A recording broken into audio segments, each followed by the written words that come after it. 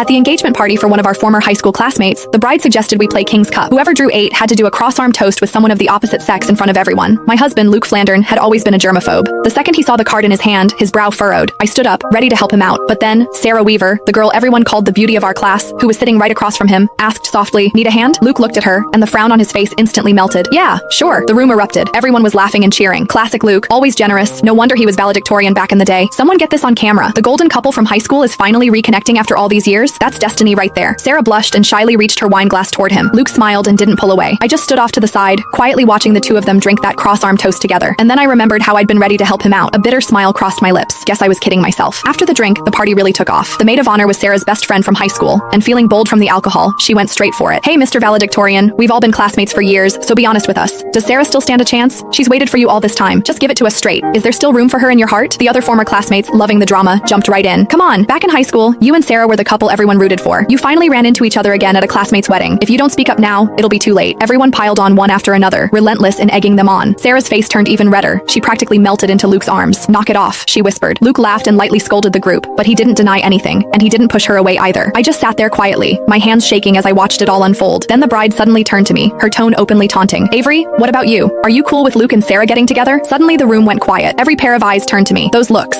curious, mocking, hungry for a show, yanked me straight back 10 years, to the day Sarah confessed to Luke. I remembered it like it was yesterday. It was a sunny afternoon during gym class. In front of everyone, Sarah laid her heart out to Luke. At the time, Luke was already my boyfriend. Too embarrassed to turn her down directly, he shot me a helpless look. Acting on instinct, I stepped in front of him. "Sarah, Luke doesn't like you. Please stop putting him on the spot." Sarah froze. Her eyes went red, and tears immediately started streaming down her face. Luke's expression shifted too. Without a second thought, he shoved me aside and ran after her. The people around us immediately started whispering, "Avery's out of line, don't you think? What does who Luke likes have to do with her? She's such a busybody. For real, who does she think she is? Just because she sits next to Luke, she acts like she owns him. So gross." I stood there helplessly, trying to explain that I wasn't just his desk mate. I was Luke's girlfriend. But just then, Luke came back to grab some tissues. He heard what I said and stopped in his tracks. "She's joking," he said it to the classmates around us, defining our childhood sweetheart relationship of a year and 8 months with a single sentence. For that entire gym class, I endured the strange looks from everyone around me until I wished the floor would open up and swallow me. That night, I hid in my room and cried by myself when Luke knocked on my door. He apologized, saying he hadn't meant it that day. He just didn't want everyone gossiping about us, so he hadn't admitted we were together. He also said I shouldn't have been so harsh with Sarah. She had cried for a long time afterward, and he couldn't stand seeing her like that. In the end, he gave me a braided bracelet and made me a promise that once we graduated, he would officially tell everyone we were a couple. 10 years later, that braided bracelet was still wrapped around my wrist. I snapped back to the present. The bride was still defending her best friend. "Sarah, don't try to stop me. Back in high school, Avery was always causing problems.